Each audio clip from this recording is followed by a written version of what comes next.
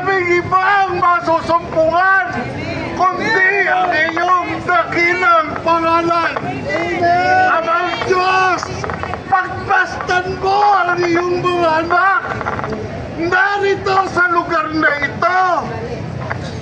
Gamitan mo ng iyong mapagpalang kamay. Palutan mo kami ng iyong dakilang kapangyarihan.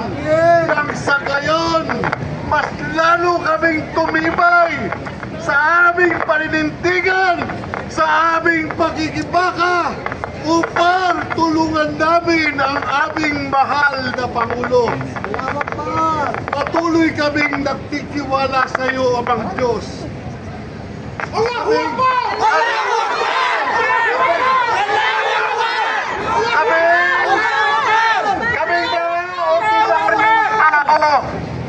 Patuloy kaming nagtitiwala. Samahan mo kami. Tulungan mo kami. Patuloy na palakasin mo ang dating Pangulo. Ang kalooban mo pa siya. Nagkataliduang nagmumula sa iyo.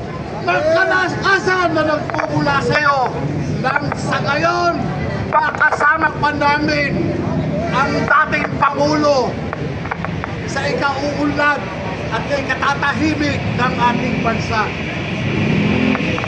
Amang Diyos, tawa, patuloy mo. Amang Diyos, tawa ay patuloy na palakasin ang sambayanang Pilipino. Huwag ninyong papayagan na manghina ang aming loob. Nang sa ganon ay magising ang puso't isipan ng pangag na Presidente si Bongbong Marcos. Dalangin din namin, ipuin mo po ang puso't isipan ng mga tao na nasa likod ng pag-aabuso na ito. Ang lahat po ng ito ay aming dinadalangin sa pangalan ni Jesus. Amen. Amen. Ang bulong ay kumalat na, isa ang nais nila, isigaw ang nadarama. Pilipinas muling magsama-sama. Pilipinas, Duterte pa rin ang tunay na nagmamahal sa atin. Laban niya ay laban natin. Pilipinas, Duterte pa rin.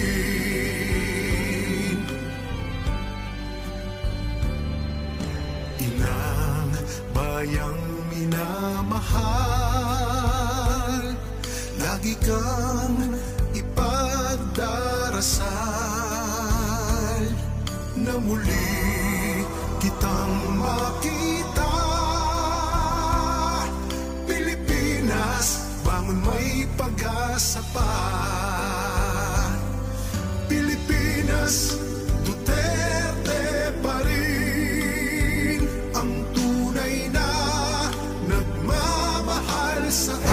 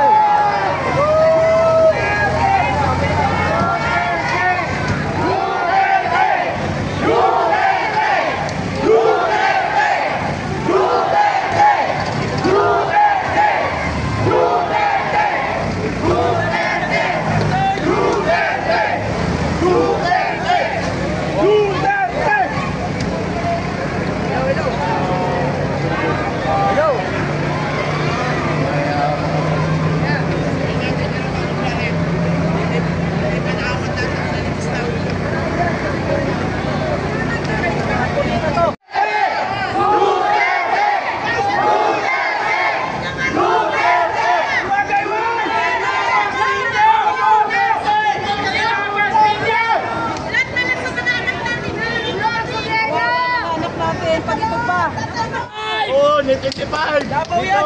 Andyan ba si Senador Marcolita? Andyan ba si Senador? Ano siya ng mga ano? Dito yan, sir. Bakit sa inyo, Jamie? Palit yung 25. Yan ang media natin! Net 25! Mabuhay Net 25!